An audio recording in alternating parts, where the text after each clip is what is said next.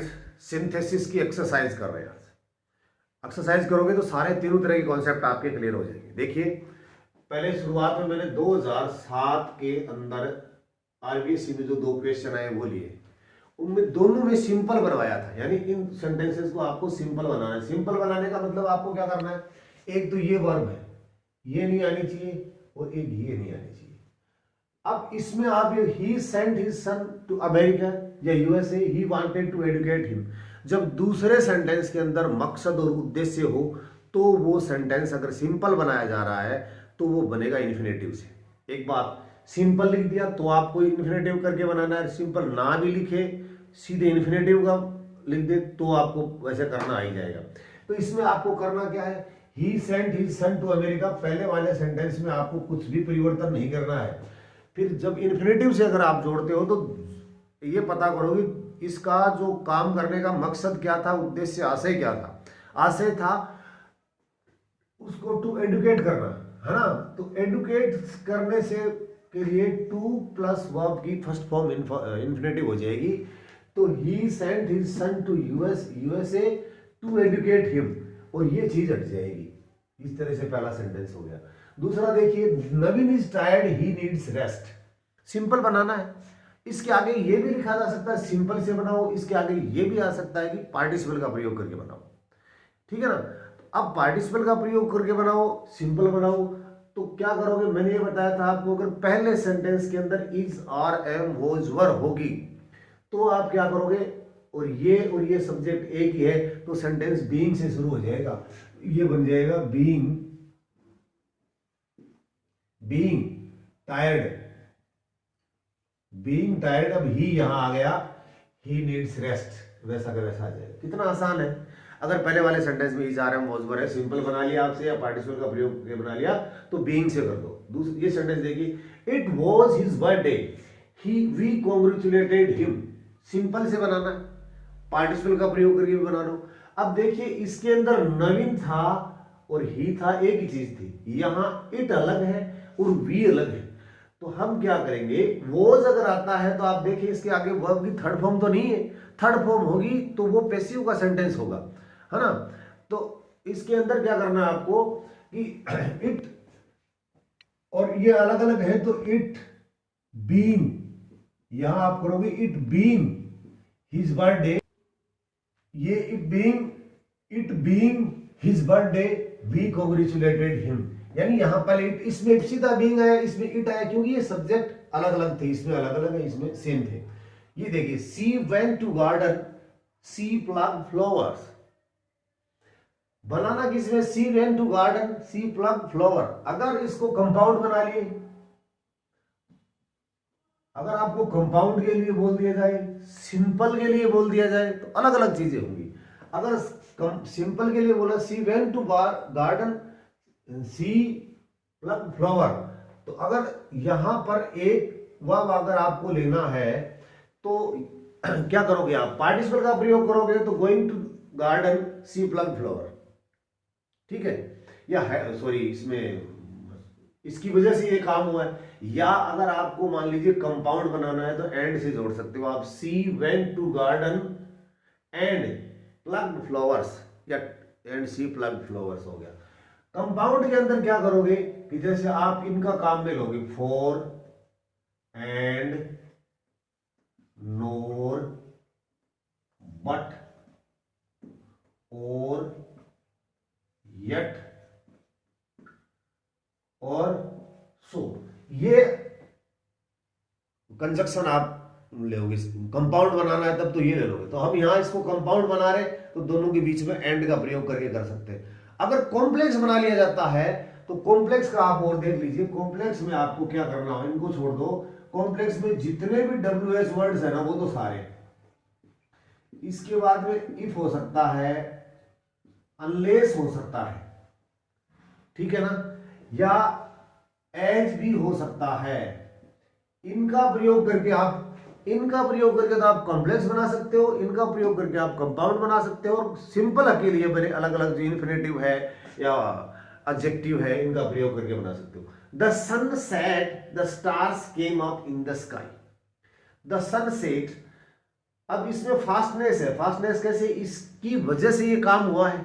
अब यहां इजारम तो है नहीं, इजारम नहीं है तो क्या करोगे, सेट दो तरीके हैं, अगर फास्टनेस है तो वर्ब के साथ आईएनजी लगाएंगे, और नहीं है, फास्टनेस नहीं है तो आप क्या करोगे, हैविंग प्लस वर्ब की थर्ड फॉर्म कर दोगे। तो इसमें क्या है कि sun set, the stars came up in the sky. अब पहला दूसरा जो स्टार, वैसे तो आसमान में तारे पहले से भी है पर दिखाई देना शुरू किया, लेकिन तारे तो हैं आसमान में, सूर्य की वजह से दिखते नहीं है। तो इसमें आप क्या कर सकते हो, ये भी कर सकते हो, ये देखिए ये सब्जेक्ट अलग है, ये सब्जेक्ट अलग है, जब ये अलग अलग होते हैं तो पहले ये सब्जेक्ट आता ही है। तो the sun having set the stars came up in the sky, ठीक है। नेक्स्ट देखिए, the movie was interesting, we enjoyed it very much. इसका क्या बनाए भाई, the movie was interesting, we enjoyed it very much. Compound बनाओ तो इसमें से ले लो, the movie was interesting so, इसीलिए so we enjoyed it very much. The end से भी जोड़ सकते हो, ठीक है। अब या फिर अगर वाज वर्ब के साथ अगर आपको सिंपल बना दिया जाए, पार्टिसिपल का प्रयोग करके बना दिया जाए, तो वॉज के साथ थर्ड फॉर्म तो है नहीं, तो यहां बीइंग आएगा, और वी और मूवी अलग अलग है तो यहां मूवी शब्द ही आ जाएगा, movie being interesting, we enjoyed it very much, ठीक है। अब देखिए नेक्स्ट अगला क्या है, द कैप्टन वाज किल्ड। यहां थोड़ा सा आपको ध्यान देना पड़ेगा, द कैप्टन वाज किल्ड, ऊपर वाले सेंटेंस में भी वाज है और इसमें भी वाज है, ठीक है ना, पहले भी आया होगा, देखो यहां भी आया होगा। मैंने ये कहा कि वाज के तुरंत बाद अगर थर्ड फॉर्म है तो आपको हैविंग बीन, आप इसको समझ लेना ये पैसिव वॉइस का सेंटेंस है, तब आप हैविंग बीन और फिर थर्ड फॉर्म करोगे। इसके अलावा अगर वाज वर्ग के बाद में थर्ड फॉर्म नहीं है, कुछ नाउन वगैरह ये है, तो क्या करोगे, आप उसको बीइंग से शुरू करोगे। तो यहां देखिए captain, the captain was killed, the army fled, तो यहां ये पैसिव वॉइस हो जाएगा, द कैप्टन और द आर्मी अलग अलग है ना, एक ही चीज है तब तो सीधा ही आप बीइंग या हैविंग करोगे, अलग अलग है तो पहले सब्जेक्ट को ले लीजिए, the captain having been killed, having killed नहीं होगा, हैविंग किल्ड किस में होता है, जिसमें पैसिव वॉइस नहीं होता है और फास्टनेस नहीं होती है, वो the captain having been killed, having been killed, having been killed the army fled, ये इस तरह से हो जाएगा, ये सिंपल बन गया इसका। अगर इसका ही अगर आपसे बोल दिया जाए कंपाउंड बनाओ, कंपाउंड बनाओगे तो the captain killed and the army fled. अगर आपको बोल दिया जाए इसका कॉम्प्लेक्स बनाओ, कॉम्प्लेक्स में तो क्या आगे डिपेंड, एक पहले वाले सेंटेंस को दूसरे वाले पर डिपेंडेंट करना पड़ेगा, तो डिपेंडेंट करोगे तो आपको ऐसे बताना पड़ेगा कि जैसे ही कैप्टन मारा गया आर्मी भाग गई, है ना। तो इसको एज, इसमें कॉम्प्लेक्स में एज का प्रयोग भी होता है, as the captain was killed the army fled, जैसे ही कैप्टन मारा गया आर्मी भाग गई। तो तीनों तरह के बनने हैं ना, कुछ भी पूछ लो अपने को तैयार है। I enter the class, students stood up, complex बनाओ या सिंपल बनाओ, I enter the class student, देखिए थोड़ा ध्यान दीजिए, परीक्षा में अपने से ये पूछे कोई मतलब सारा बताएंगे हम। I enter the class, students stood up, complex में बनाना है, कॉम्प्लेक्स का मतलब डिपेंड करना है सेंटेंस को। तो क्या करोगे, जैसे ही मैं क्लास में घुसा बच्चे खड़े हो गए, तो आप ऐसा इसको जो काम हुआ है ना, बाद में जो काम हुआ है ना उसको पहले ले लो आप। इसमें आर्मी वाले में भी कर सकते हो, army fled as the captain was killed, ठीक है। इस जो बाद में जो काम हुआ उसको पहले लो, students stood up as I entered the class. अगर आपने ऐसा नहीं लिया कि सर क्या आप इसको पहले भी ले सकते हैं, हाँ ले सकते हो, कैसे ले सकते हो, as I entered the class, फिर कोमा लगानी पड़ेगी आप, as I entered the class comma students stood up, ये कॉम्प्लेक्स हुआ है, दूसरे पर डिपेंडेंट है, निर्भर है।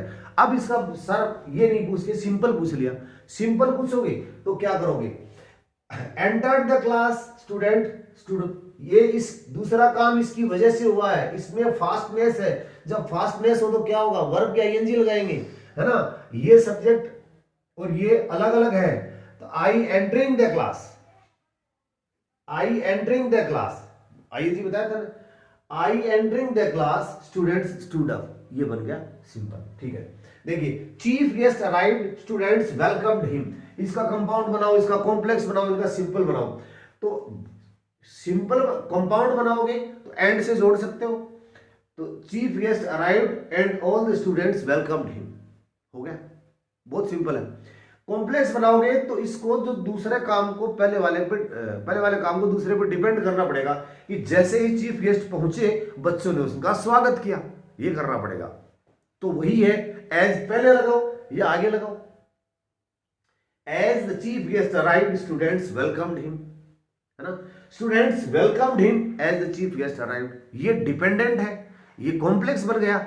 अपने को तो अब सिंपल पूछ लिया, सिंपल पूछ लिया तो क्या करोगे, तो chief guest arrived, students welcomed him. अब इसमें इसकी वजह से ये काम हुआ है, इसमें इजारम नहीं है, वॉज वर्ब नहीं है, तो फास्टनेस है, स्टूडेंट अलग है, चीफ गेस्ट अलग है। तो chief guest having arrived, having sorry इसकी वजह से हुआ ना, तो chief arriving, chief guest arriving the students, comma लगाओगे, स्टूडेंट्स वेलकम्ड हिम। इसको आप ऐसे भी कर सकते हो, अराइविंग द चीफ गेस्ट, ज्यादा बेटर लगेगा, arriving the chief guest, students welcomed him, इसको ऐसे ज्यादा बेटर रहता है। He is quite rich, he can buy, B U Y, buy this home. Enough वाला जो सेंटेंस होता है, एक बार आया था शायद 22 में आया हुआ या 23 में आया हुआ, 23 में तो नहीं है, 22 में आया था, एनफ का प्रयोग करके। 23 में आया, फिर पूछा जा सकता है। इसमें आपको क्या करना होता है, एनफ टू, यानी कुछ ऐसा बताया जाएगा कि ही इज क्वाइट रिच, क्वाइट है तो जो चीज एनफ बता रहा है वो हट जाता है, ठीक है ना। तो वेरी आ सकता है, क्वाइट आ सकता है, उसको हट जाएगा। ही कैन बाई दिस होम, तो ही इज, अब जो एडजेक्टिव है उससे पहले एनफ का प्रयोग करना है आपको। ही इज एनफ रिच, किसकी जगह, जो एक्सेस बता रहा है उसकी जगह आ जाएगा ही इज एनफ रिच। अब आगे क्या करोगे, टू लगाओगे, वर्ब लगाओगे और बाकी सेंटेंस को बचाव कर दो, पहले वाले को खत्म करोगे। वर्ब इसमें बाई है तो टू बाई, और इसको निपटा दिया, आगे वालों को वैसा का वैसा लिख दिया। यहां क्या करना पड़ा, देखिए एनफ को पहले एडजेक्टिव से पहले लगा देंगे, जो टू टू वाला प्रयोग है उससे थोड़ा सा मिलता जुलता है, वो लास्ट में नेगेटिव हो जाता है, ये होता नहीं है। एनफ को एडजेक्टिव से पहले लगाएंगे, एडजेक्टिव से पहले जो चीज एक्सेसनेस दिखा रही है, देखता दिखा रही है, ज्यादा डर दिखा रही है, कमी दिखा रही है, उसको हटा देंगे, उसकी जगह एनफ का प्रयोग कर देंगे। फिर टू के बाद में वर्ब की फर्स्ट फॉर्म करेंगे और इस तरह से कर देंगे। तो तीनों तरह की जो कॉन्सेप्ट है मेरे हिसाब से आपको इसमें समझ में आ जानी चाहिए। बाकी और जो वीडियोज है वो देख लेना, आगे भी एक्सरसाइज चलती रहेगी। धन्यवाद।